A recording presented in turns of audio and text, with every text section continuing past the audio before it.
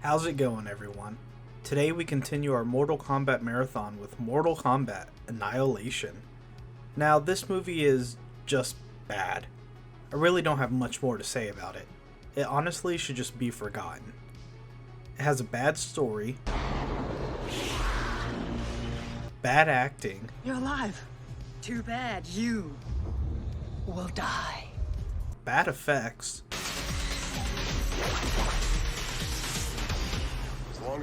And does an injustice to the games and the movie that came before this one. So this video is going to be more of a rant as I go over the plot and review parts of it. So if it's shorter than my other videos, it's because this movie is just terrible and I would not recommend it, and I just want to get through it as fast as I can. It's not even so bad it's good, it's just bad. So yeah. With that being said, let's get into whatever this is. So we continue from where the first movie ended, and it's already bad. The new Shao Kahn, the big baddie from the end of the first, looks terrible. And what are these green screen effects? I mean, this just hurts my eyes. Anyways, do you guys remember Johnny Cage from the movie before this, and how awesome his character was? Well yeah, this movie literally just kills him at the start with the neck snap. Cool. All of the characters are played by new actors, except for Liu Kang and Kitana, so who really cares if they die or not? They all suck. A fight happens with a bunch of characters, and Raiden takes the gang to go find more fighters. Now the rest of this movie is really just a scrambled mess, so I'm just going to try to recap it quickly and get through the main parts. Basically, a bunch of stupid stuff happens, and Sonya finds Jax, who has his metal arms. Jax was actually in the first movie, but for like 2 seconds, so. The two fight Cyrax and Melina, so that's cool they're in it. Liu and Kitana go off to find a person named Nightwolf, who is from the games, but instead fight Smoke, who's also from the games.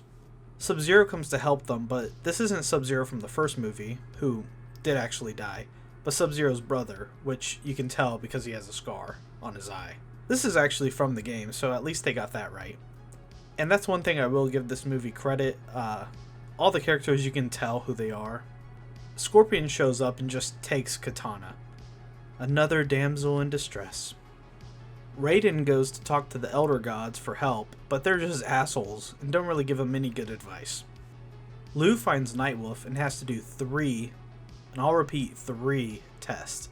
These tests are to help him unlock a power called Animality, which is from the games, and is basically just a fatality, but you turn into an animal. They're kind of silly, but whatever. The first test is just some bullshit, which he completes, and the second is to resist the seduction of Jade, who just shows up.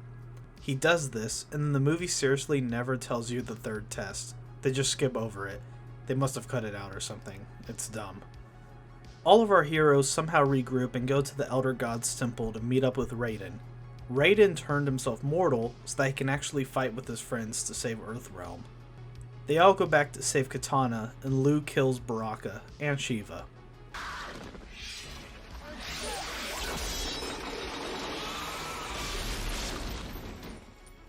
Baraka looks so bad. He's literally wearing a $20 Halloween mask.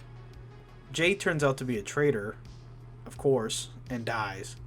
We then get some stupid backstory stuff about Shao Kahn and Raiden and their brothers, and Shinnok from Mortal Kombat 4 is here, and he's like their dad. But it really isn't important at all to the story, so who really cares? Shao Kahn also then just kills Raiden, so that's cool.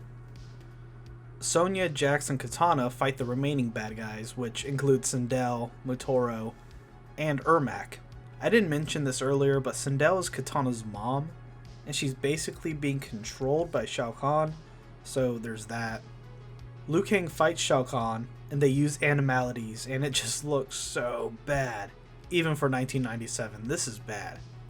The Elder Gods come and say the fate of the world is decided by a mortal combat between Liu and Shao Kahn. Liu, of course, wins, because of course, and everything turns back to normal and happy, with Sindel being good and reunited with Kitana, and Raiden being brought back to life. If they could just bring Raiden back to life, why not Johnny Cage or anyone else who's good and dies? It's dumb. And yeah, that's basically the whole movie. This one is bad and not fun at all. I mean, look at these scores. I know ratings don't really matter, and there's lots of movies I love with low reviews, but this is just awful. Go look up any YouTube video about it, just search it in the search bar, and you'll see what I mean. There's really nothing more for me to say, it's just bad. Next time we'll look at the new Mortal Kombat that just came out a few weeks ago. At least with that one it's watchable. I enjoyed it, although I've heard mixed things and definitely had a lot of problems with it, which I'll get into during the breakdown. Anyways, make sure to subscribe and give this video a like. I hope to do more review style videos in the future, so hopefully you guys will enjoy those. Have a good day.